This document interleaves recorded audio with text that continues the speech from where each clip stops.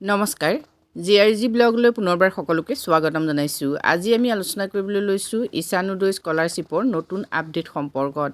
যিসকল ছাত্ৰ ছাত্ৰীয়ে ঈশান উদয় স্কলাৰশ্বিপৰ বাবে অনলাইন কৰিছিলে আৰু যিসকল ছাত্ৰ ছাত্ৰীৰ ভেৰিফাই হৈ আছে সেই ছাত্ৰ ছাত্ৰীসকলৰ ইতিমধ্যে টোকেন নাম্বাৰ আহিছে।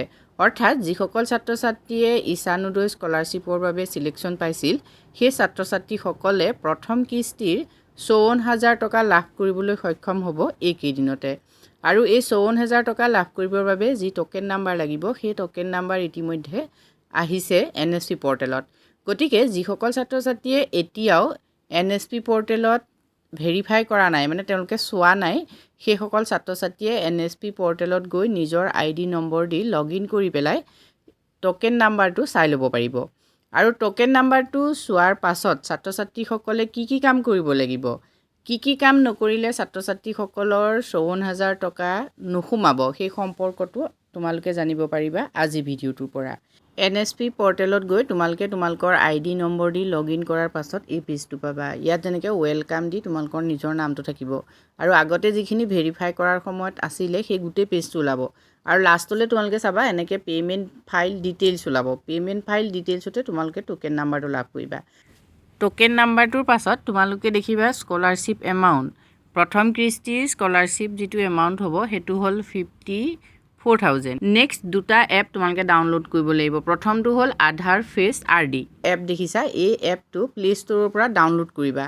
প্লে ষ্ট'ৰৰ পৰা এপটো ডাউনলোড কৰি পেলাই তোমালোকে একো কৰিব নালাগে, জাষ্ট ডাউনলোড কৰি পেলাই থৈ দিলে হ'ব।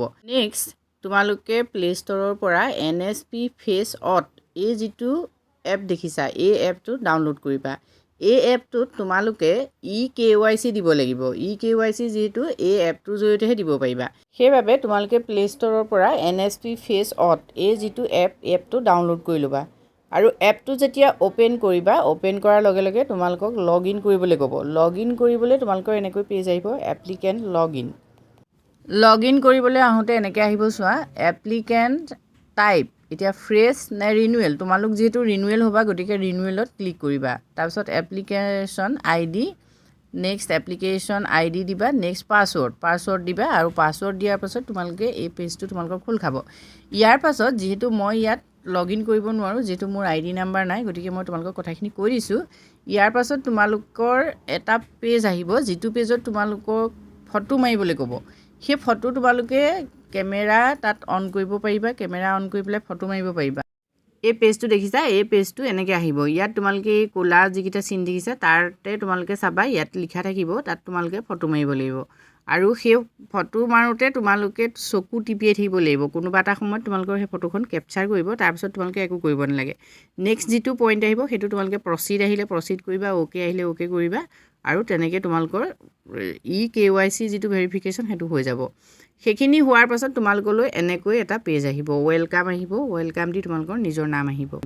নেক্সট ষ্টেপত তোমালোকক এইখিনি দেখুৱাই দিব, এপ্লিকেশ্যন ID কি আছিলে, এপ্লিকেশ্যন টাইপ কি হয়, আধাৰ নম্বৰ কি, আধাৰ হোল্ডাৰ চেল্ফ, এইটো পেজ আহিব। EKYC প্ৰচেছটো কমপ্লিট হোৱাৰ পাছত তোমালোকৰ এনেকৈ আহিব, face authentication based EKYC for your given Aadhaar number is already completed. এইখিনি অহাৰ পাছত তোমালোকে জানিবা যে তোমালোকৰ যিটো প্ৰচেছ, মানে তোমালোকে পইচাটো পাবৰ বাবে যিখিনি কাম কৰিব লাগে সেইখিনি তোমালোকৰ অলৰেডি হৈ গৈছে। এইখিনি হোৱাৰ পাছতে তোমালোকে স্কলাৰশ্বিপৰ ধনখিনি লাভ কৰিবলৈ সক্ষম হ'বা। একাউণ্টত তোমালোকৰ স্কলাৰশ্বিপ সোমাব যিহেতু তোমালোকে ইয়াৰ পাছত আৰু একো কৰিব নালাগে। আজি ভিডিঅ'টোত আমি তোমালোকৰ বাবে এইখিনি কথা আগবঢ়াইছোঁ। যদি তোমালোকে এতিয়াও এই কামখিনি কৰা নাই, মানে টোকেন নাম্বাৰটো পোৱাৰ পাছত যদি এই কামখিনি কৰা নাই, তেতিয়াহ'লে তোমালোকৰ অসুবিধা হ'ব। গতিকে অতি সোনকালে কামখিনি কৰি ল'বা। ঈশান উদয় স্কলাৰশ্বিপ লাভ কৰিবৰ বাবে ছাত্ৰ ছাত্ৰীসকলে এই নতুন আপডেটখিনি কিন্তু কৰিবই লাগিব। ইয়াৰ আগতে এনেধৰণৰ আপডেট নাছিলে, ইয়াত কোনো ধৰণৰ EKYC কথা নাছিলে। এতিয়া কিন্তু এইখিনি কৰিলেহে ছাত্ৰ ছাত্ৰীসকলৰ একাউণ্টত পইচা সোমাব। আজিলৈ ইমানেই, ধন্যবাদ।